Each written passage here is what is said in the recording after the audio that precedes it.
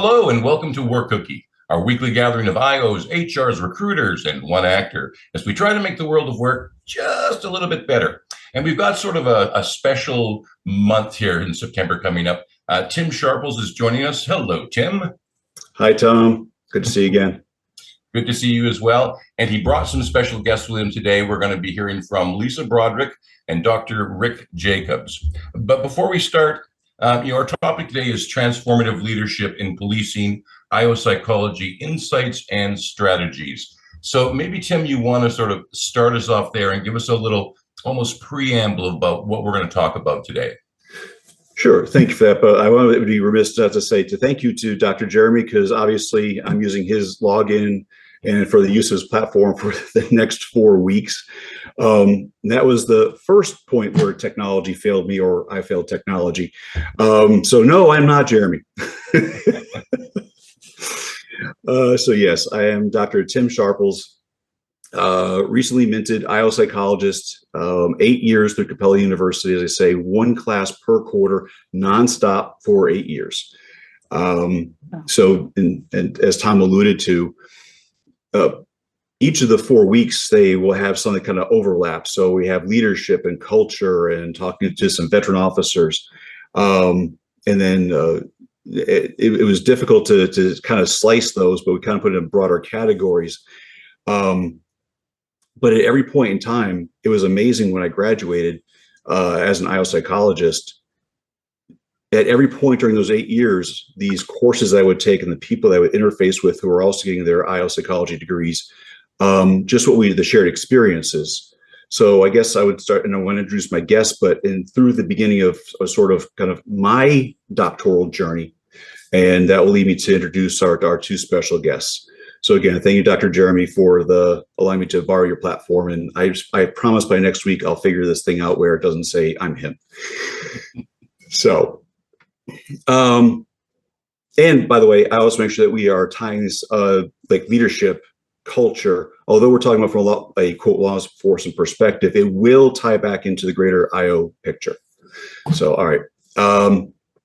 So my story, I started my doctoral process in 2015. I was implementing President Obama's 21st century policing at my agency. So I'm not sure how many of you are familiar with the 21st century policing, but it came right on the heels of the riots in Ferguson, Missouri. And people are calling for police reform. And my agency at that time was one that was implementing it. One of the big things that came up in the discussion, we're talking about the leadership here, and it stayed with me throughout the entire doctoral process and even now, is the power of words. And the example was when we're trying to rebuild the trust and legitimacy of policing in the eyes of the public that we serve, was adopting the term, I use air quotes, warrior versus guardian mindset. So that was my pillar to help steer. And it was interesting because some of my peer group, the officers I worked with, they saw these terms as synonymous, or they would really dig in deep and say, warrior was a very popular concept, and the Punisher skull and things of that nature were, because it gets very paramilitary.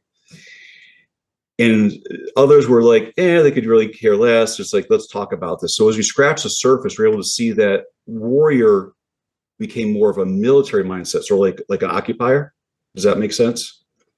Versus guardian mindset, which more was support of the community and showed levels of concern, more of a caretaker. So that was the discussion that we had. So does that make sense so far? It makes total sense. The big question in my mind is, it sounds like time for change. Change would be good, but why is change not happening? Yes. Well, we'll get to that. Yeah, we're going to get to that. So thank you for that. So get words of power. So when I get to the next section and I introduce my guests, also makes sense as how this coming to this. So now fast forward. So that was 2015, 2016. Fast forward to the summer of 2020. I'm in my last residency. I then go through comprehensive exams, and the riots are taking place. And I had a front row seat for some of those. Matter of fact, my partner's patrol car was on the national news when it was set ablaze in downtown Atlanta. So we had a front row seat for all this going on. And SIOP, the Society of Industrial and Organizational Psychologists, formed a working group to help policymakers with policing reform. And then in the summer of 2022, so 2 years later, SIOP partnered with the Department of Justice, so DOJ, and their COPS program, which is Community-Oriented Policing Services, to look at research-driven methods to enhance recruitment and the selection process, training, and leadership. So going back to my examples, and we're talking about leadership for this first week, and leadership is very, very important. It drives so much. Sometimes leadership becomes synonymous with rank versus what people do. We have informal leaders versus formal leaders. So for that first example, where we were wrestling with something as simple as guardian versus warrior mindset, my chief at that agency made it crystal clear. I will hear your discussions, but just know we are transforming policing. So again, transformational leadership. He's like, it's time to change. And he says, your opinion matters. And so he validated their opinions. And it was really one of those pivotal moments to see him handle these, because there were people that were, no, we've always been warriors. We will continue to be warriors. And my chief stepping in and saying, now's the time for change, and you are part of that change. And he gave them the bigger picture. And that was, as a budding IO psychologist, again, I was just my very first class, and like, wow, this is what this is about. Now fast forward to 2022, 2023, my new chief, again, that's why I keep the names OA and the agencies scrubbed. I'm at the end of my IO psychology doctoral degree, and I'm writing my dissertation and coming up with innovative programs. And he's just like, ain't got time for this. Just maintain status quo. And at that point in time, I realized it was that was the end of that. It was time to retire and go out into the world of IO psychology. And here we have, I found my tribe, and that's why I love the Work Cookie podcast and the people I interface with. So that now leads me to introduce my two special guests. So give me a second here, because I want to make sure I get some points correct. So the first person is Lisa Broderick. Lisa and I actually met a year ago as I was on writing I just got my data collection done, writing the dissertation, and she came forward with Police to Peace. So police, number 2, peace. She found that in 2018, and she and I connected on the word peace officer. So in many agencies, they are referred to law enforcement officer or police officer. So her initiative is looking at changing the word police to peace.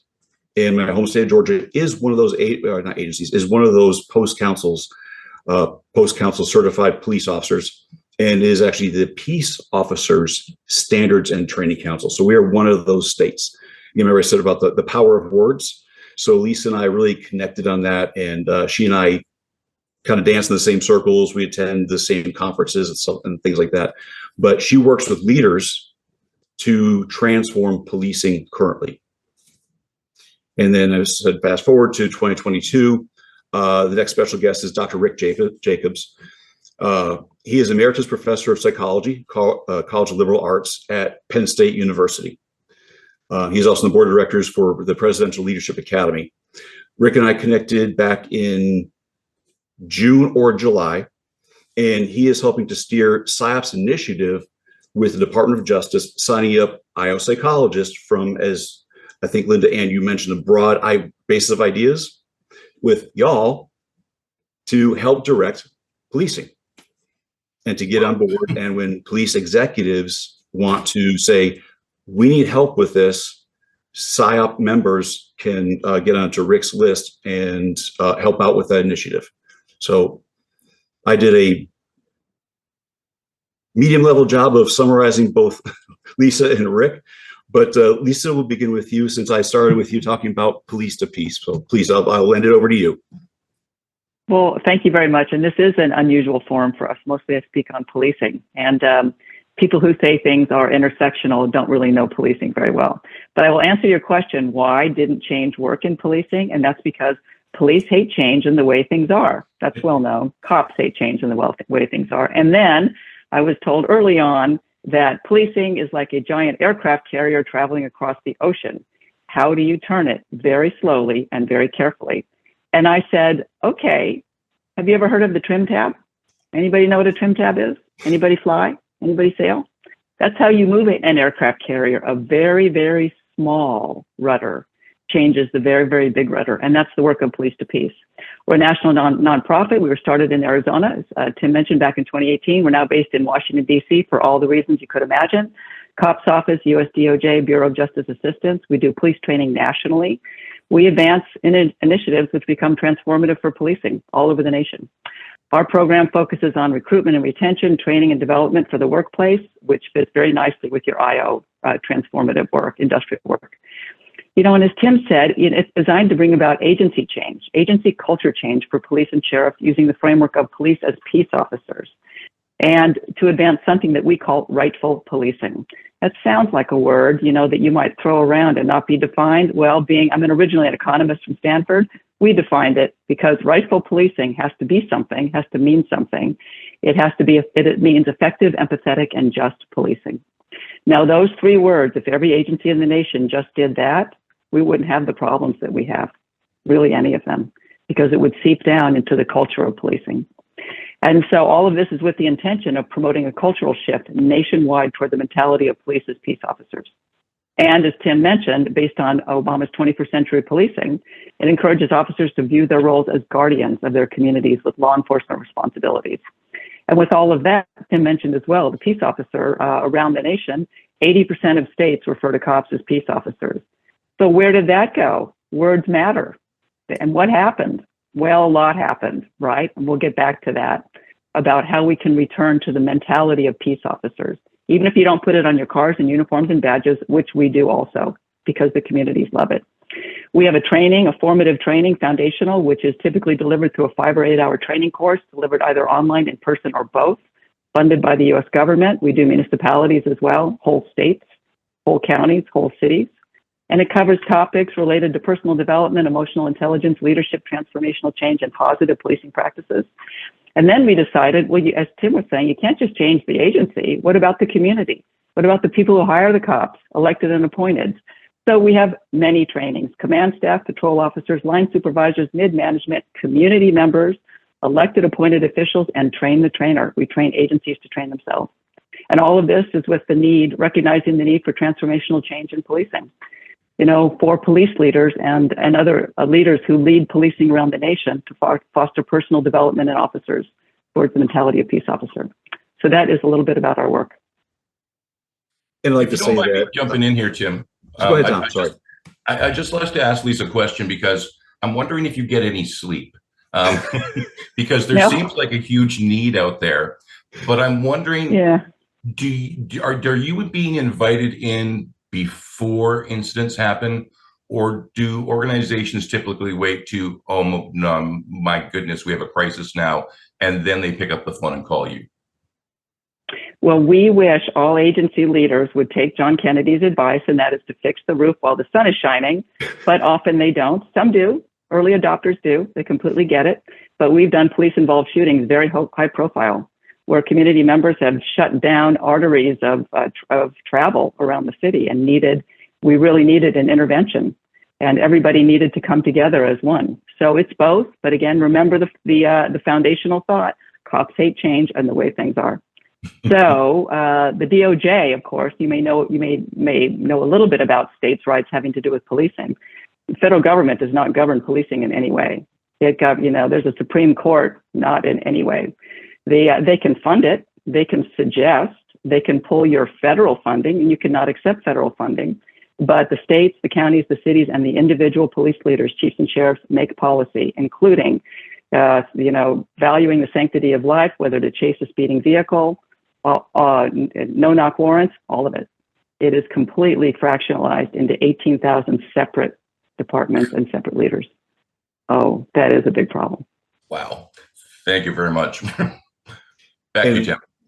And Lisa and I were able to intersect at a time when I had just finished data collection, and we connected on LinkedIn. And when I read about our program, I'd mentioned first thing off of words have power. And again, that pivotal moment for me. And I used her organization as one of the things for hope for the future, as far as for the policing and procedural justice, both inside and outside of headquarters. Because again, as Tom, you and I had mentioned on the prequel before the call, is that I've dedicated the remainder of my life to improving the law enforcement workplace. At a point where I'm old enough to know better, but still young enough to care. But also where there are fewer days ahead of me than there are behind me. So I'm a second generation police officer. I care very much for the profession and the people, but it's also corrections officers, civilian staff, all the people that help us to help society and keep it stabilized. So, but not only did I reference Lisa's project, Police to Peace, it was also the PSYOP initiative, which is being spearheaded by Dr. Rick Jacobs, and he and I had a great conversation about what he was going through, getting that memorandum of understanding signed between PSYOP and the DOJ. And so, Dr. Rick, if you want to chime in on that initiative, please. Sure, thanks, Tim. Great to be with everyone today. That initiative, let me go back a little bit. It started when PSYOP was approached to participate in the crime bill. So we were working with Senate offices and House of Representative members to try and get the George Floyd crime bill to have some science behind it.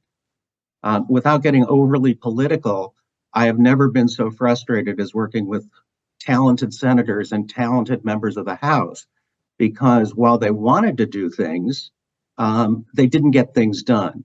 We had much better luck dealing with their staffers. The staffers weren't political. They said, okay, let's work on this. But as soon as it went up to their bosses, it disappeared. Our frustration levels got pretty high, and we decided to take a different route. And that's when we sought out the cops office and said, if we can't do anything legislatively or we can't make an impact here, maybe we can help individual departments through the programs that the cops office offers to all the different departments. And Lisa's absolutely right. I mean, one of the frustrating things is you've got 18,000 police departments. I live in Pennsylvania. We have 1,300 law enforcement organizations. The little town I live in has 13 sworn officers. And there are 6 police departments within a 10-mile radius. It's crazy. It's fractionated, and all 6 could be hiring at the same time, and they'll have 6 different hiring programs. So we thought maybe through cops, we could harness some of the people interested in PSYOP into working with all these different departments that had a need.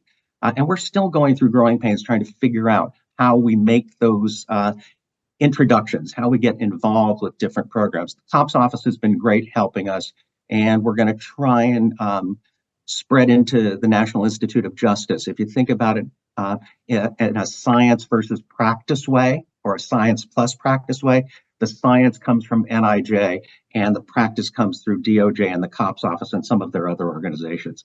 We've managed to get about 60 IO psychologists interested in law enforcement research. We've got a list of people, and now we're just waiting to figure out what programs might come up. It could be a grant. It could be something that comes up via a problem in a department. It could be a hiring program. So that we're trying to get this early organizational structure so that we can put the right people in touch with the right departments. That's the goal of what we do. What I do personally is, if you think back to pre-PSYOP, when Division 14 was part of the American Psychological Association, we had the term IO psychologist, industrial and organizational psychologist. If you go back to those original definitions, I'm an industrial psychologist. I'm really interested in the process of selection, promotion. How do we get people in the jobs, and how do we move them through their organizations?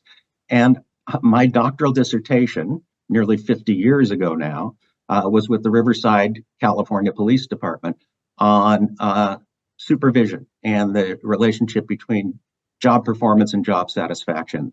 It was long ago, so it's an old topic. I apologize now, but it was an interesting study. Those kinds of things sparked my interest. I want to give Lisa the right people to train. She's got all these different wonderful training programs that law enforcement needs. But she won't do very well if I give her poor talent to develop. So my focus has always been on selection. And the reason it's so interesting in law enforcement is you dance with the one you brought. You bring in an officer, and guess what? Somebody you brought in is likely to be your next captain, your next sergeant. It's up through the ranks. It's not like when I came to Penn State and I was an assistant professor. If they told me that I wasn't going to make it to associate professor, I would say goodbye and go to some other university and become an associate professor. You can't do that. It's pretty much impossible in law enforcement.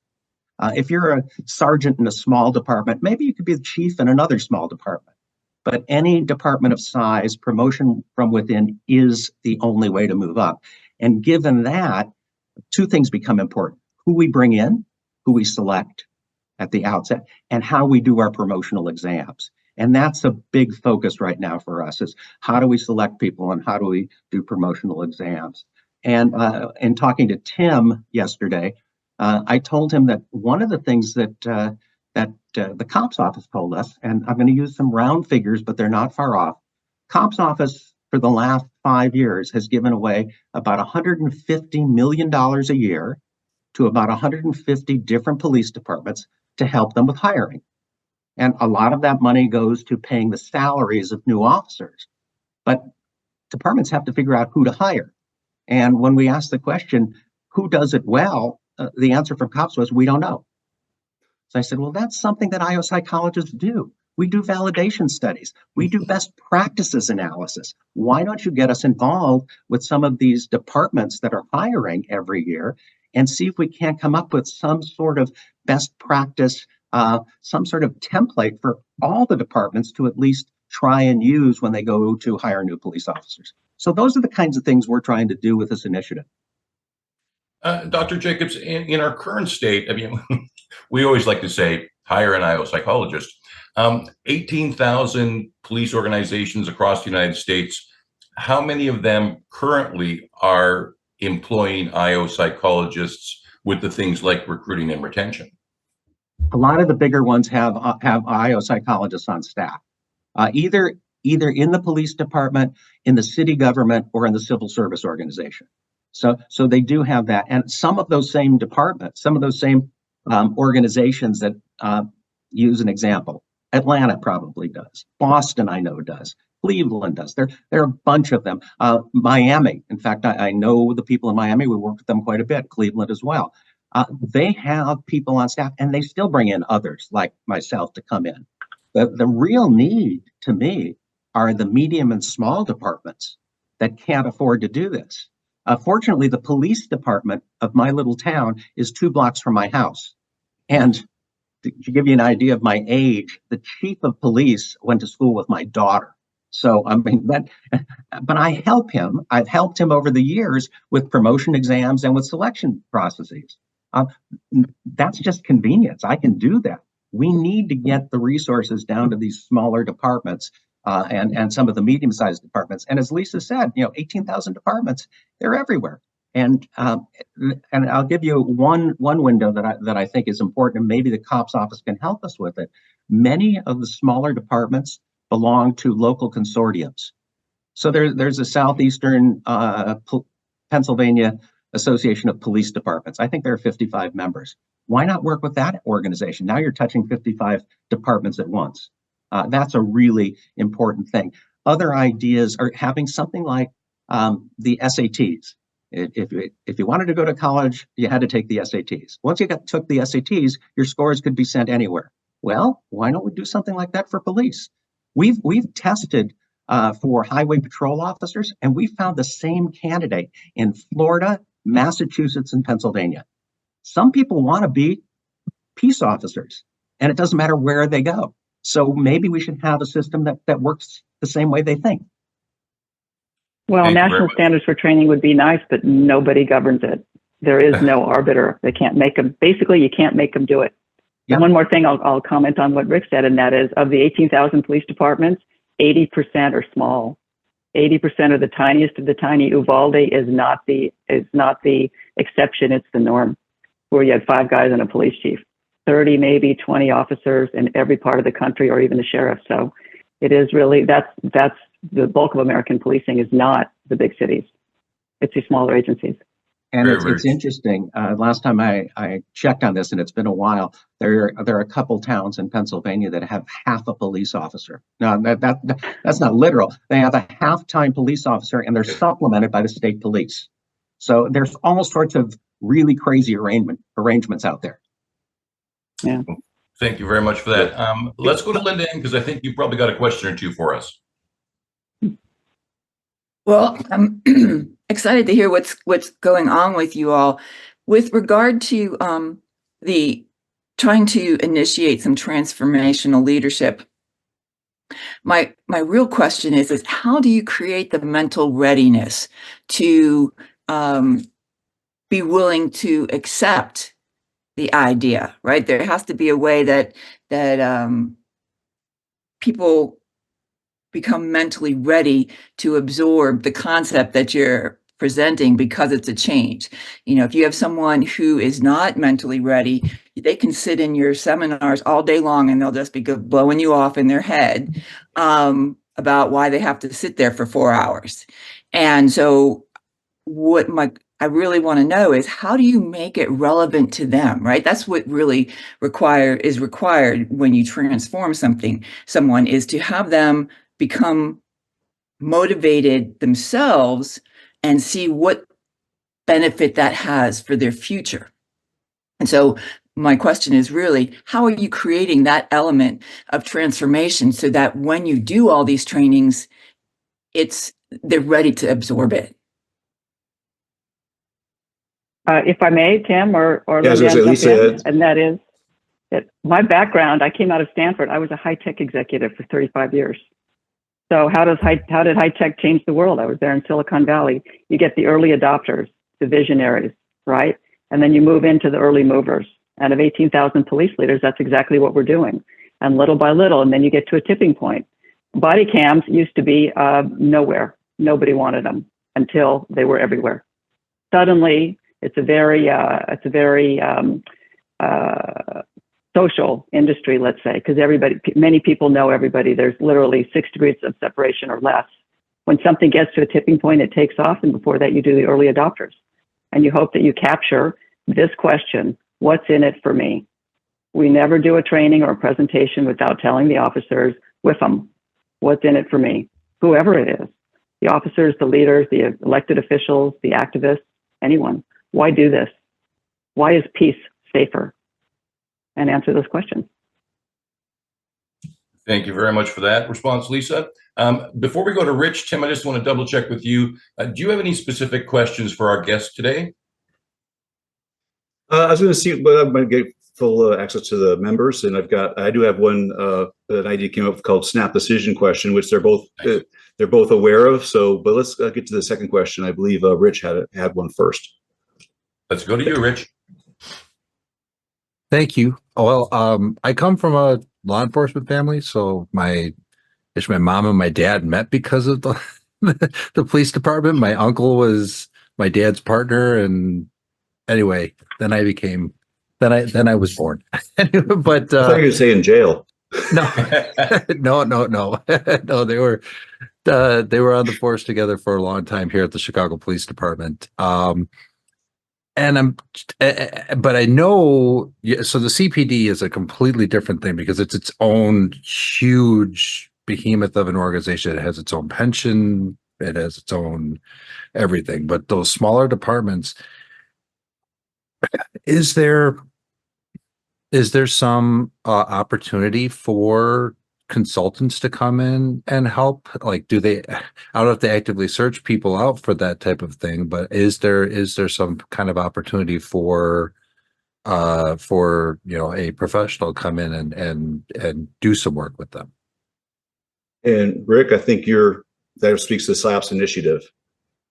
Well, it does, and the PsyOp initiative is made up of academics as well as consultants. The academics generally are in it because they think there might be an interesting study that could be done, and there's nothing wrong with that. In fact, I lived that world for 40 years, and it can pay dividends back to the department. The consultants, have to eat, so they have to figure out how they can do the work and still maintain their cost of living. Some of them do it pro bono because they're part of a bigger organization. The ones that are individual practitioners or parts of small groups, this is where those consortium efforts could be really, really important. Can I put on a program for one small department? No, but could we get 10 departments to band together and each pay a small fee and people could put on programs? The other thing is something like what Lisa does. They have programs. It's just getting in touch with them and figuring out some model that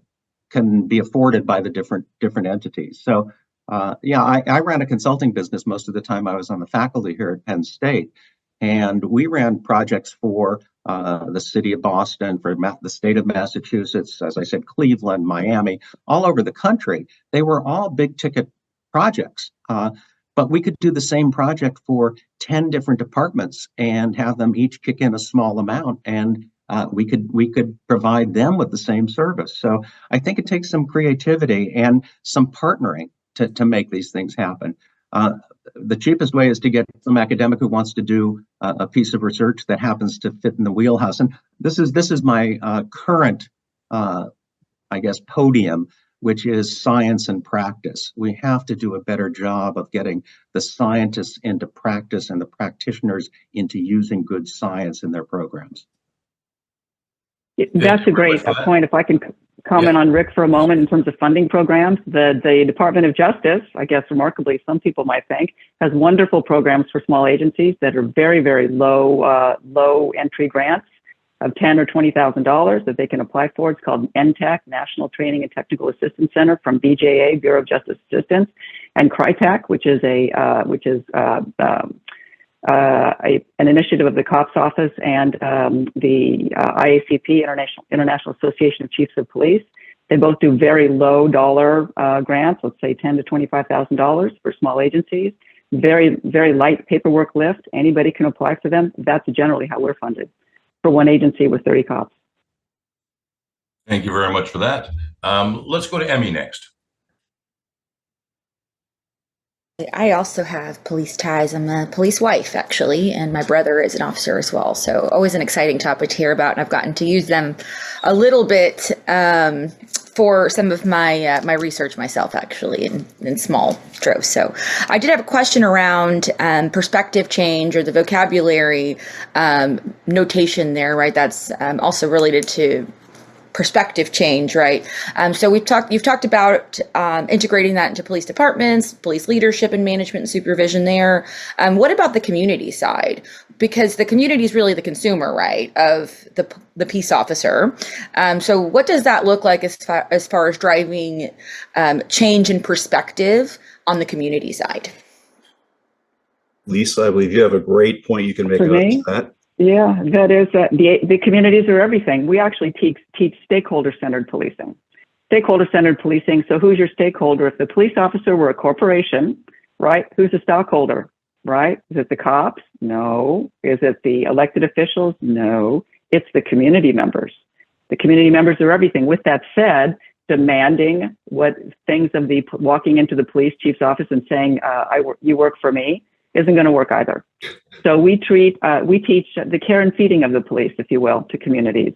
And that is, there's a way to speak to them that's respectful of the work that they're doing, which is quite intense and dangerous. And the way the communities can opt for and move for and work towards ways of being served by the police. They're literally served by the police. Police are the only 24-hour service providers left in society. Gone are mental health and all kinds of other things. The cops will always show up. That's not true of anything else. And so in that capacity, how does the community want to be served by the police? So we train the communities as well. How to do that? Create a community advisory council. Get on it. Sit down with your police chief, meet your sheriff, be involved. Otherwise, communities get the kind of policing they'll settle for, or the kind of policing that they work for. And let me add to that, we've done a couple of projects where we've been asked to help cities identify their next chief of police. And this is a chief of police is oftentimes a job where you can get somebody from the outside, or most likely you'll have candidates from the inside. One of the things that we've started with on these projects is stakeholder meetings. Go out to the community and ask them, what are they looking for in their chiefs of police? Make it clear they're not making the final decisions, but at least get input as to what's important to the community for the leader of the law enforcement agency. And you can take that down to the next level. What does the community think are important factors for promoting police officers, and build those into your police promotion system? So there are ways of incorporating the community at the stage that I'm going to call I psychology.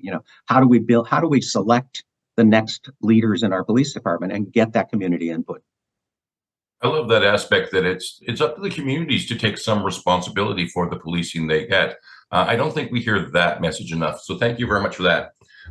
Dr. Martha, always good to see you. Let's go to you. Hello, Tom.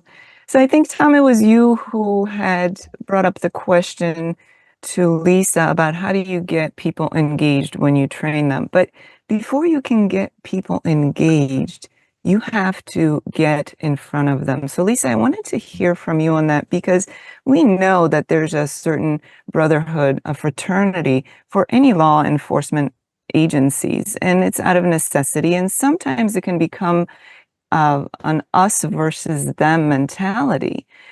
And so how do you manage to get through that barrier and come in as an outsider, as a third party, before you even figure out how to engage them and make good use of that training?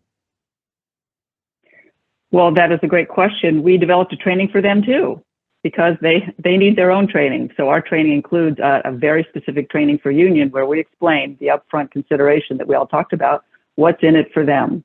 So what's in it for an organization that fights for workers' benefits and rights and pays and all kinds of things? Well, if the community likes you, you're likely to get your pay concessions and your pay raises and the budget through.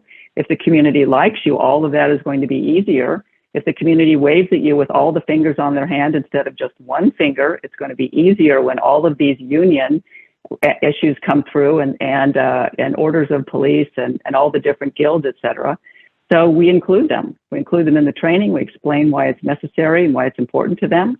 And we bring them along. Will all of them come along? No, of course not. It's a standard deviation. It's a bell-shaped curve.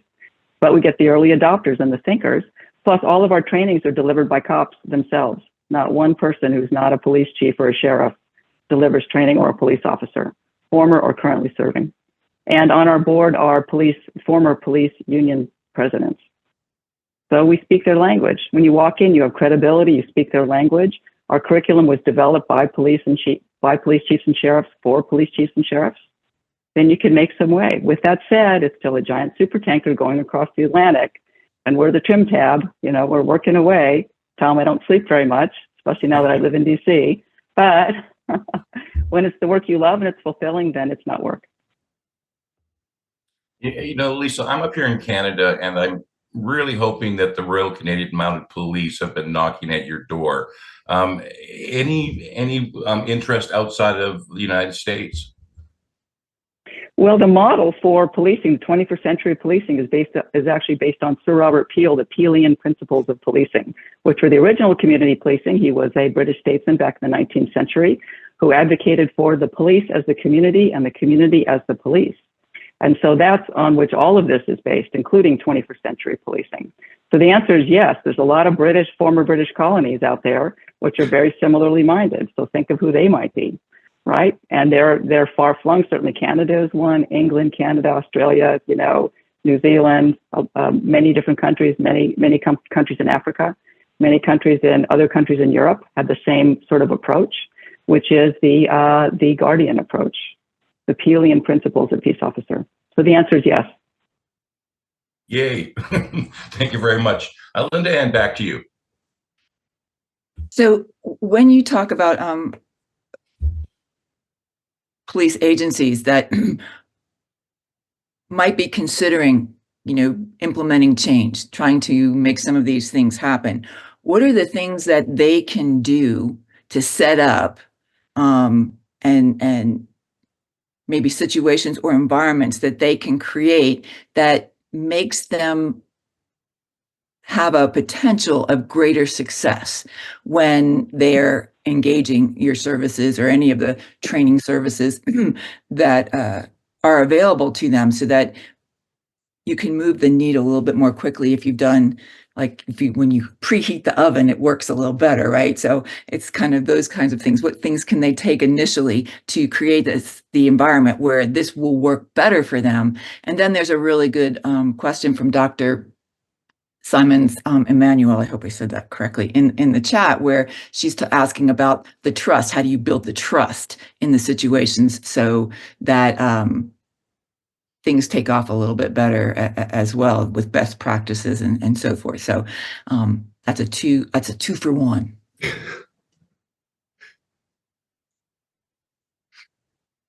Rick or Lisa, jump in. I think this is Rick's bailiwick for sure. I'm not sure how to answer that one. I'll let you go, Lisa. That's why it's yours. Yeah, thank you. Let's break it down a little bit. And actually uncouple the questions. You're right. Yeah. What's the most important part of that question? Whoever generated, I'm not looking at the LindaAnn. So my question is, how do you set the right environment so that once you go ahead and try to implement these situations? Because transformational leadership is important in what we're discussing, but there are similar challenges in every corporation, right?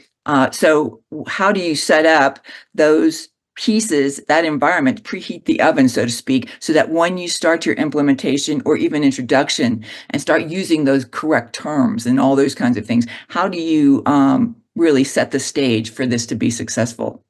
Well, I still think this is in Lisa's bailiwick, but I'll take a stab at it and she can build on it. There's this notion of when you do training, that you're not only trying to train everybody in the room, but you're looking for the true change agent who's in that room and identifying that person. And that person becomes a focal point, and you use that person to become the leader after training, the person who is empowered to carry the message after the 4 hours are over. So it's I think Malcolm Gladwell called them rabbis, people who are able to send the message afterwards, and he used that term for all different people who were change agents. And I think that's really the way it has to be. We did a program here. We've had it going on for 17 years now, and I'm going to highlight two things. One, and it's called the Deloitte Leadership Development Center. So Deloitte Consulting sponsors our leadership center. We take juniors and seniors and put them through a one-day assessment center. The power of words, that's my first point. For years, we called it the Leadership Assessment Center. And we weren't getting the kind of signups we thought we would get from these high-performing students. We changed the name to Leadership Development Center. And all of a sudden, boom, we started getting more and more people interested because we weren't assessing them, we were developing them. Big change. It's not law enforcement, it's peace officer. So I think that the power of change. The other thing that we noticed was during those sessions, we could find people who were drinking the Kool-Aid. They loved it. Those were the people that we sent out to try and get more people interested in going through the program. So I think there is in an agency, if you're going in and doing a training, and there are 24 people in your training program, you're going to see 3 or 4 who you can identify very quickly who could be those people that help change throughout the entire organization.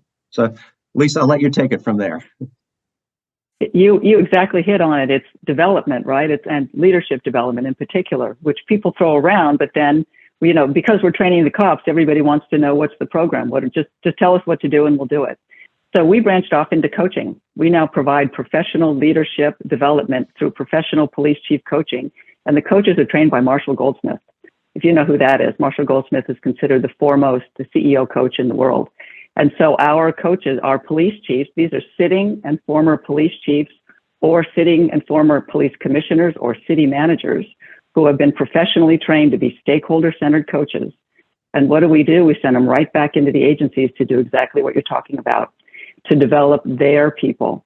And then we take the seconds, they're called in policing, so the captains and the deputy chiefs, and train them and coach them so that the whole thing becomes organic within the organization. Because as Rick pointed out, you need the rabbi, you need the lead, you got it. If you're going to stick to the Kool-Aid, you have to perpetuate the Kool-Aid. How do you do that? You find or train more and more people in that. And also you sort of inoculate the organization against people who are anathema to it, or to whom it's anathema, and they leave. Yeah, and I think some people should probably do that. I don't think the jury's out anymore. I think it's confirmed that trickle-down economics isn't a good policy, but trickle-down training is. I mean, it's always good to start at the top and get one of your rabbis to be the chief and the deputy chief, and suddenly people realize if they want to move up in the organization, they're going to have to do the same thing. If I could jump in for a second, the example I gave at the beginning, where my chief, who's more of a transformational leader, the warrior versus guardian mindset, he said, "I will hear all of your points, but just know at the end of the day, we are moving forward with this." So he set the tone that, to Marshall Goldsmith's book, is like, what got us here will not get us there. And he made it crystal clear that this was happening. I will hear you on the way, but we are going to a guardian mindset, and this is the reason why. So, but being the chief executive, and to Lisa's part, that's why she has chiefs and sheriffs, because top-down management works. If the leaders are truly leading, they are leading by example, not just paying lip service to it. And sorry, go ahead. To Lisa's point and how she does her training, I have lots of credentials that say I know what I'm doing when it comes to selecting people.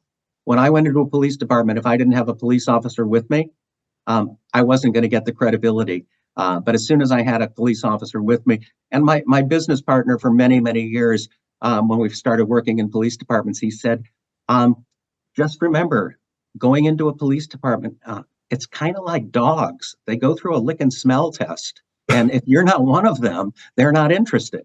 And I just love that vision, has not left my mind in 40 years.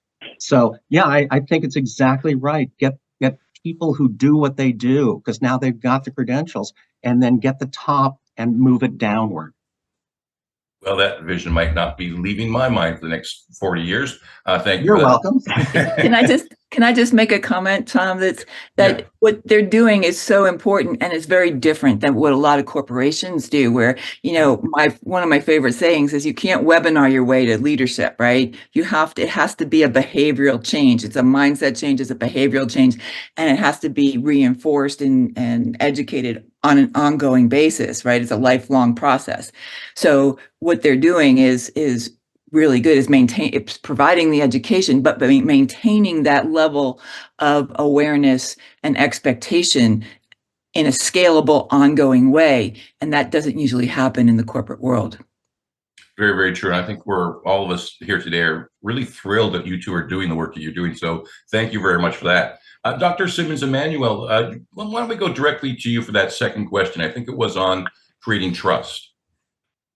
Yes, my apologies. I tried to use the reaction, but it wasn't coming up, so I put it in the chat.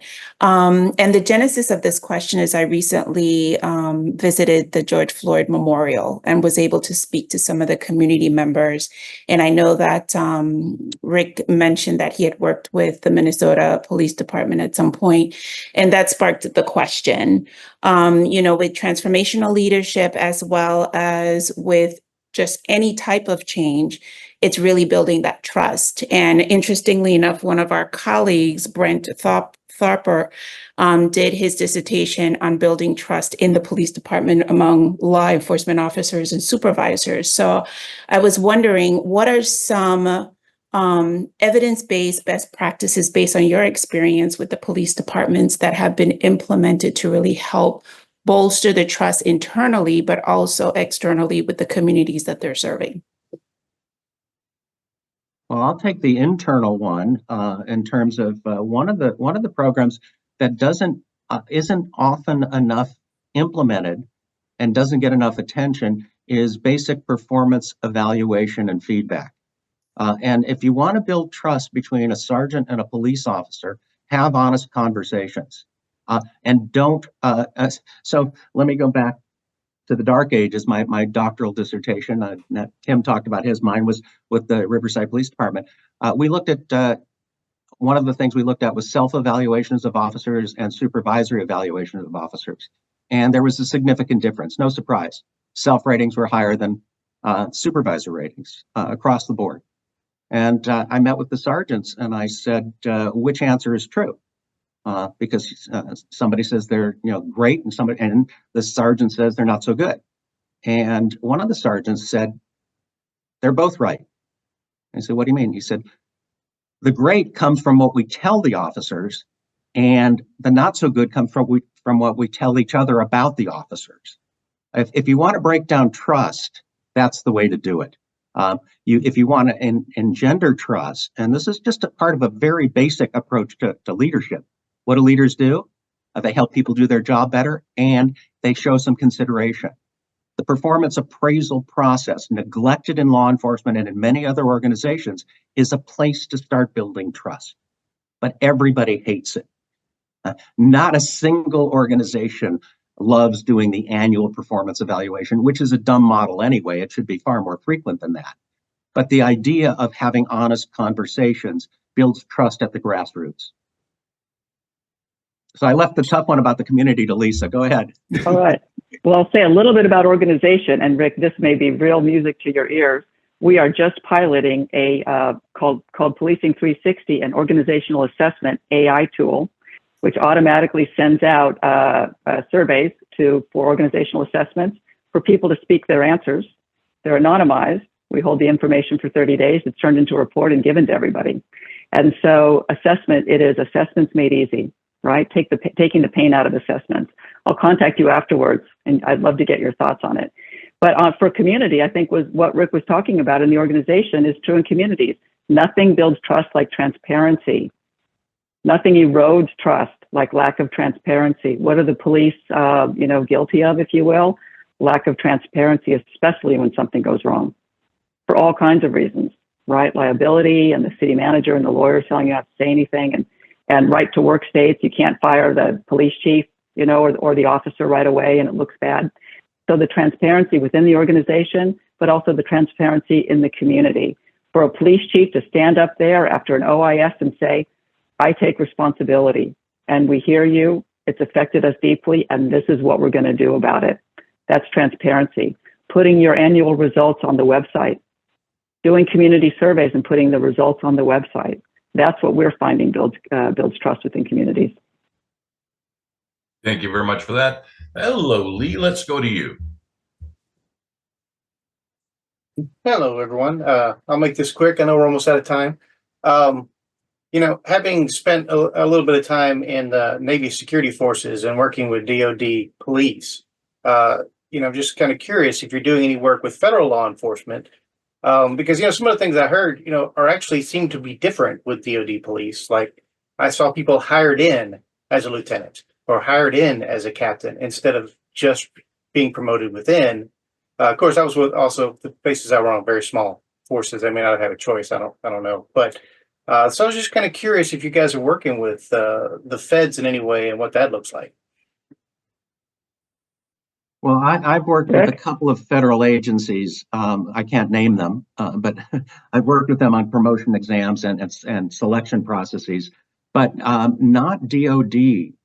So I can say I didn't work for DoD, and that may be you may have hit the nail on the head by saying it could be small agencies where they don't have anybody to promote from within, or it could be that they have a different policy than most departments. One of the things we were talking about trust, bringing in a sergeant from the outside in a medium to large department doesn't engender trust.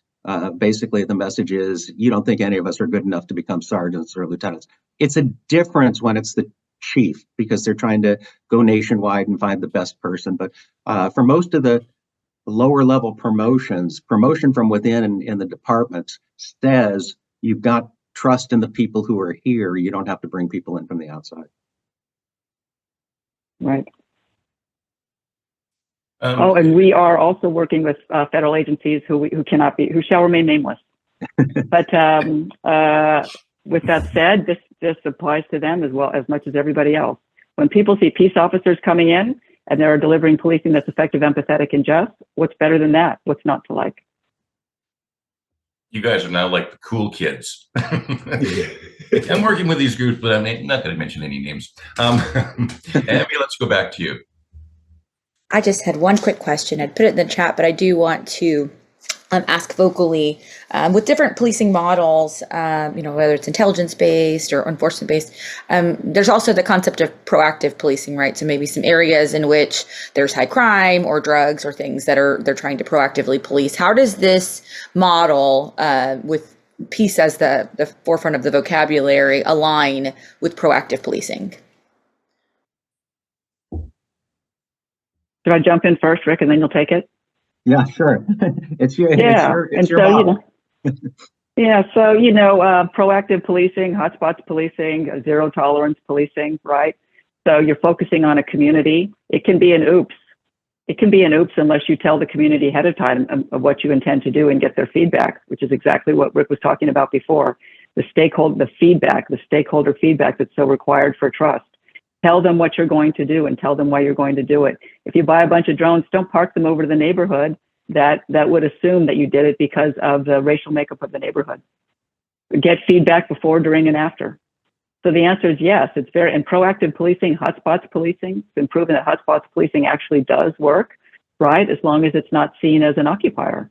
Because who wants that? They want policing to serve them. Everybody does. They just want to serve them with, again, effective, empathetic, and just policing. And I'll add that the kinds of approaches that Lisa's talking about will help at the front end of the policing pipeline, and that is recruiting. That you will be finding more and more diverse people with diverse interests and backgrounds attracted to policing to the degree you move away from the warrior mentality. And we've already seen that in a couple of experimental programs on recruiting, where when the message of what police officers do is broadened to include AI kinds of things and modern computer operationalizations to fight crime, we see a richer applicant pool. So I like this as well for starting the pipeline, getting the right people to apply for the job. And with that, Tim, we've just reached the top of the hour. Our guests were very gracious to say they would stick around for a couple of extra minutes. Maybe it's time for some snap decision. So actually, I was going to leave it. They, in the process of answering the questions, they actually answered a lot of the snap decision. So it was about, blink of an eye, give your, what obstacles are in your path. And through all of your questions, your great questions, they've already answered that. So it was a way to kind of get through that log jam. But you guys, you took care of it. So I have respect for time. I just want to wrap up by saying, because we're talking about leadership for this one, these topics overlap. So please tune in every week if you're concerned about law enforcement, society. Next week, we're talking about culture. But I was thinking about leadership, and what we're doing is very future thinking. I found a quote by Peter Drucker, who said the best way to predict the future is to create it. And he emphasizes the empowerment, proactivity, and forward thinking of leaders. And I really want to take the time to thank Lisa and Rick for taking time out of their very busy days to being those leaders that are making a difference. And Lisa, her website is policetopeace.org if you're interested in helping, supporting, getting the word out there with your relatives. And Dr. Rick Jacobs, he is the one I'm signed up on his website as well for IOs that want to help out. Remember the summer 2020, PSYOP said, we take a stance on this, you want to change the world. IO said, yay, and nothing happened. Rick is the person making it happen. And so the easiest way to get a hold of me, Tim, would be to just send me an email, rrj@psu.edu. So rrj@psu.edu. That's it. And Rick and Lisa, I'd love to ask you, because we we get a lot of younger IOs and even, graduate students who tune into the Work Cookie podcast. This sounds like it's going to be an area of growth in the future. And if those students are interested in reaching you, can they just reach out to your contacts as well and have some questions for you? Without a doubt, that would be great. They're our future. So yes. There we go. They are the future, you're right. We'll get some IOs working. That sounds great. Tim, do you want to give us a little preview about what we're going to be doing next week? Next, we're going to be talking about culture, much in the same way we were going to have guests. But Rick and Lisa, you're both invited next week as well, because so much of what you do also impacts police culture. But also, again, going back to the general IOs, culture is culture. And you can have a healthy culture or unhealthy culture. So as IOs are trying to make the workplace a better place, especially in law enforcement, that will be next week's focus is culture. Well, thank you, Dr. Jacobs. Thank you very much, Lisa. And Tim, a big shout out to you, and thank you for setting this up for us and bringing this conversation, to Work Cookie. It's been a thrill. Thank you. It's my honor to Jeremy as well for allowing us to share on his podcast. So all have a good day. Thank you. Pleasure. Bye. Thank you very much. Great day. Maybe we'll even get Jeremy back on here next week. So thank you guys, everyone, for joining us as well. And we will see you back here in 1 week's time. Bye.